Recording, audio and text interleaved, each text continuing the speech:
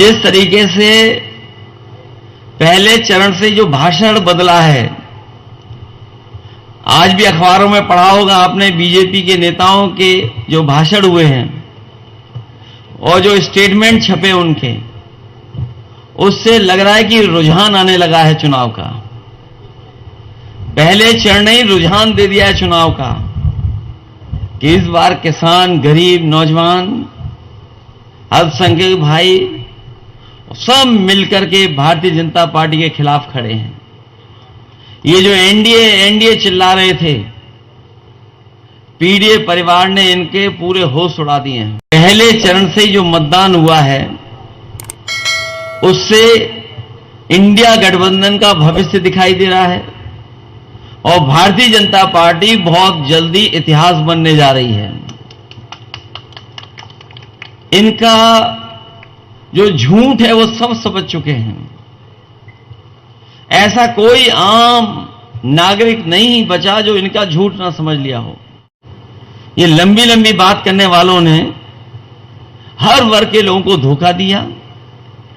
इनकी हर बात झूठ निकली, इनका वादा झूठा निकला और जो पैसा इन्होंने इकट्ठा किया था वो उद्योगपतियों का माफ किया है। 16 लाख करोड़ रुपए अभी तक ये उद्योगपतियों के माफ कर चुके हैं।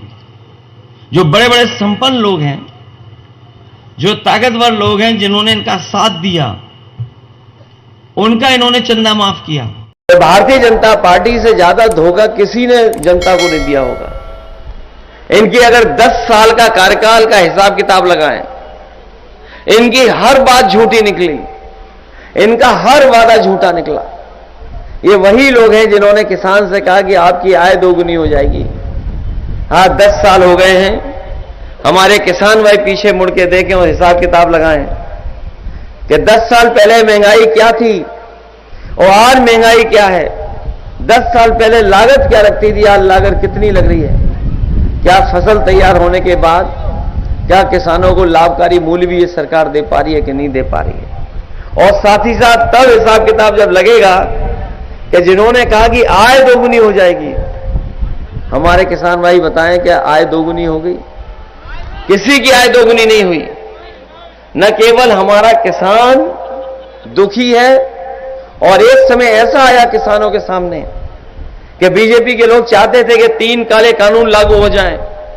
उन 3 काले कानूनों को लेकर के न केवल उत्तर प्रदेश बल्कि देश का किसान इकट्ठा हो गया। और आप जानते होंगे, सालों साल किसान दिल्ली को घेर करके दिल्ली में बैठा रहा, लेकिन सरकार ने कोई सुनवाई नहीं की। लगभग 1000 किसान शहीद हो गया, जान चली गई, लेकिन इस सरकार ने नहीं सुना। लेकिन जैसे ही चुनाव आया, सरकार ने अपने 3 काले कानून वापस ले लिए। और अब जब चुनाव आ गया वोट के मामले को लेकर के, तो आप जानते होंगे कि चौधरी चरण सिंह जी, स्वामीनाथन जी, उन्हें भारत रत्न दिया है।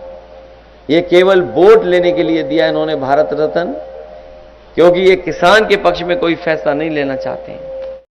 मैं ये दावा कर सकता हूं, सरकार के पास कम गेहूं पहुंचेगा, प्राइवेट उद्योगपतियों के पास ज्यादा पहुंच जाएगा, क्योंकि वही प्राइवेट उद्योगपति आटा को पैक करके और बाजार में ज्यादा मुनाफा कमाने का काम करेंगे।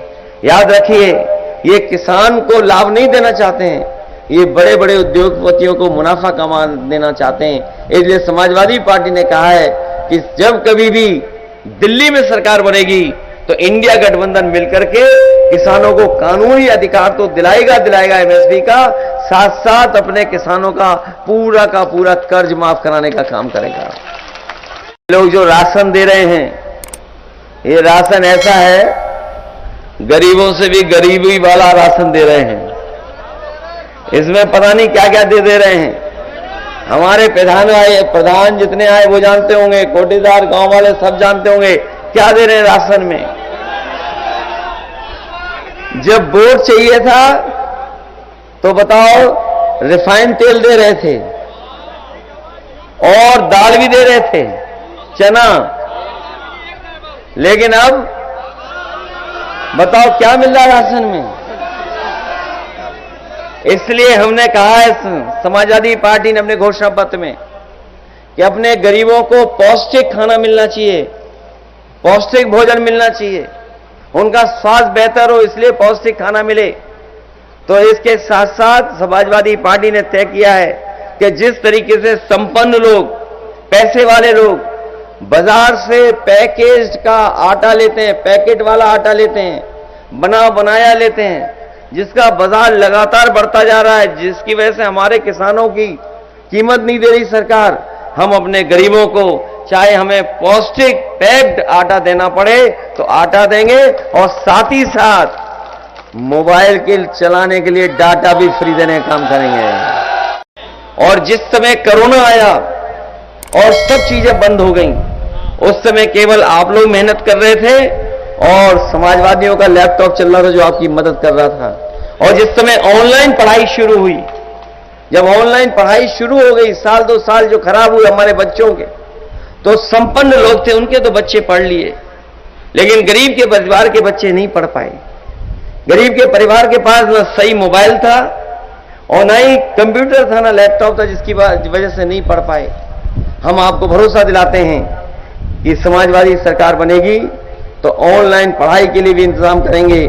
जिस तरीके से लैपटॉप बांटे थे उसके लिए सुविधा देंगे और डाटा उसी के लिए दे रहे हैं कि कभी आपको पढ़ाई करनी पड़े, परीक्षा के लिए आपको कुछ जानकारी हासिल करना हो, वो दे सकें हम। जो हमारे आपके लोगों के लिए सम्मान की नौकरी थी और जिसके परिवार में कोई अगर फौज में लग जाता था उसके परिवार की आर्थिक स्थिति बेहतर हो जाती थी, एक सम्मान की नौकरी गरीब महसूस करता था। और इसीलिए इन्होंने आंकड़े निकलवाए और जब आंकड़े ने पता लग गया कि फौज की सबसे ज्यादा भर्ती गांव गरीब के परिवार से होती है, इन्होंने फैसला ले लिया कि पक्की नौकरी नहीं देंगे, उन्हें अग्निवीर वाली नौकरी देंगे।